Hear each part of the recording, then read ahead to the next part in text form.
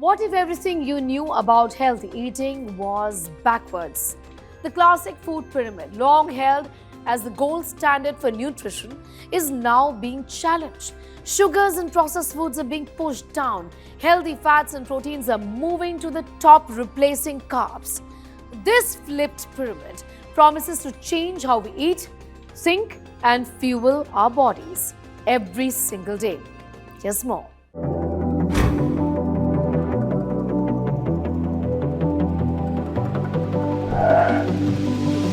For decades, the food pyramid shaped how we eat. It influenced what families cooked at home, what children learned in school, and what was served in hospitals across the country. But nutrition science doesn't stand still. And now the food pyramid has changed, and that too dramatically. The US Health Department has officially reworked the model, and according to Health Secretary Robert F. Kennedy Jr., the update wasn't optional, it was necessary. The new food pyramid flips the old one right on its head. Instead of grains forming the foundation as it did before, the inverted pyramid, as we see it right now, places protein, healthy fats, dairy, fruits and vegetables right at the top, representing the foods that should make up most of our diet. Foods to be eaten sparingly now sit at the bottom. This change matters especially because for many students, the food pyramid is one of the first nutrition lessons they learn as early as 4th grade. Why was this necessary then, this change? The original food pyramid, remember, introduced in the late 20th century, placed bread, rice, cereal and pasta at the base. People were encouraged to eat large amounts of carbohydrates, while fats and sweets were pushed to the top and labeled as foods to avoid. But over time, problems emerged. Rates of obesity, diabetes, and heart disease climbed up. Researchers began to question whether the old pyramid focused too much on quantity and not enough on the food quality. It wasn't just the graphic that was flawed. The hierarchy itself needed a bit of a rethink here.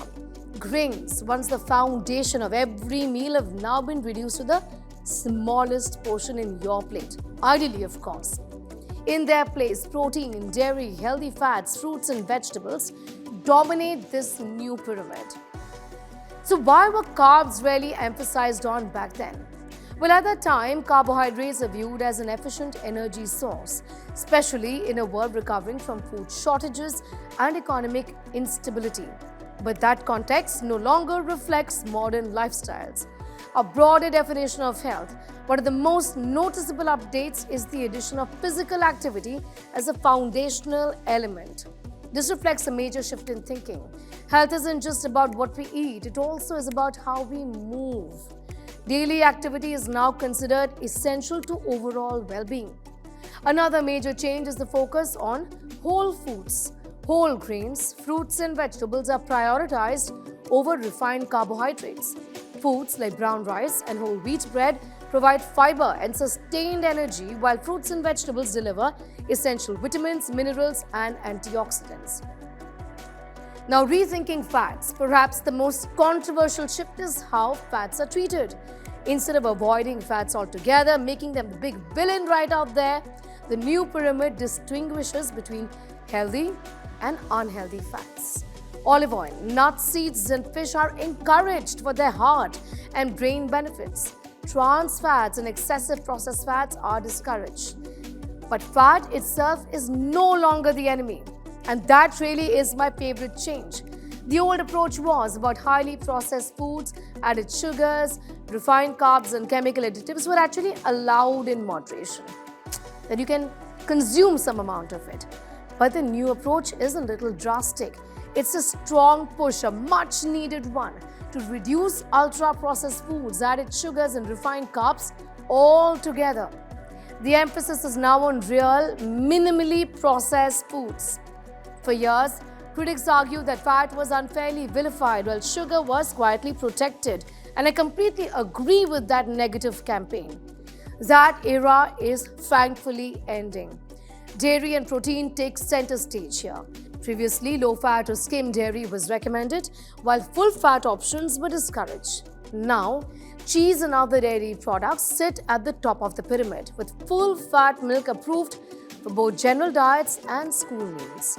Protein and dairy, especially full-fat dairy, now dominate the food pyramid, replacing the grain-heavy base of the past.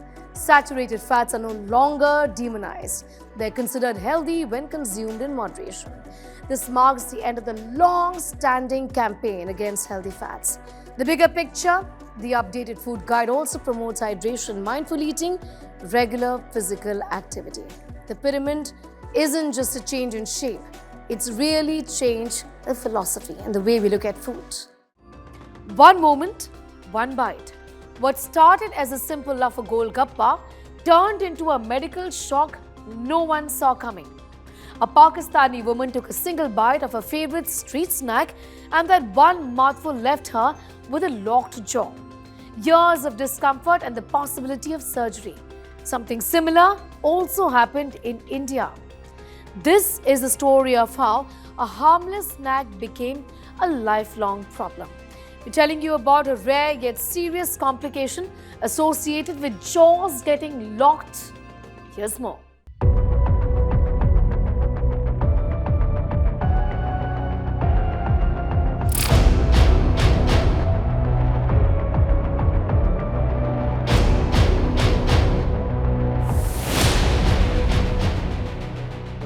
What has health or Health360 got to do with Golgappas?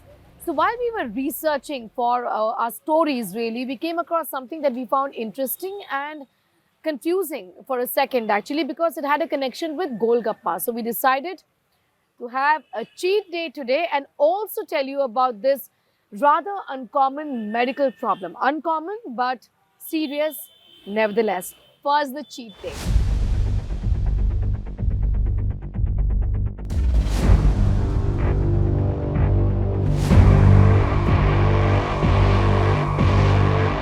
Well, a simple act of enjoying Golgappas has put some people into trouble. It's got less to do with Golgappas, but more to do with this rare occurrence of your jaw getting locked once you open it wide to put the Pani Puri, the Golgappa, in your mouth. What really is this then? Doctors answer these questions. We are listening to the story about the lady who's tried to swallow Golgappas and because of which she had terrible jaw-related problems. So let me tell you that yes, though a bit of an exaggeration, it is possible. It is known to happen. And let me explain this phenomenon to you. It is called a dislocation of the temporomandibular joint, also loosely called a jaw dislocation. This happens if you open the mouth very widely and if your ligaments are slightly loose, and in that moment, the jaw will dislocate. So how can doing something as simple as this lead to jaw dislocation? Why something simple like this can lead to a jaw dislocation is because of the anatomy of the joint. This is a hinge joint. If you understand the way our jaw is made, it's a very complex and a very beautiful joint. It serves a very important function of making us grind and chew our food. It is unfortunate, it is rare, but it is known to happen. What should a person do right away if that happens?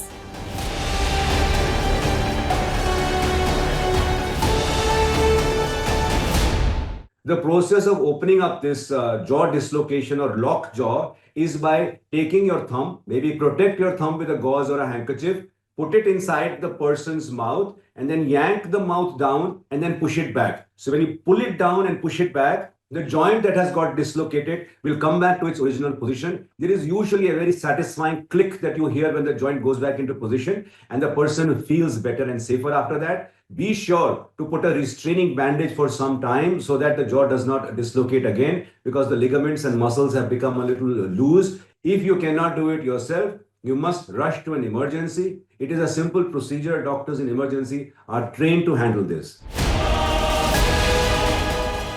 Doctors say jaw dislocation while eating Golgappas is extremely rare.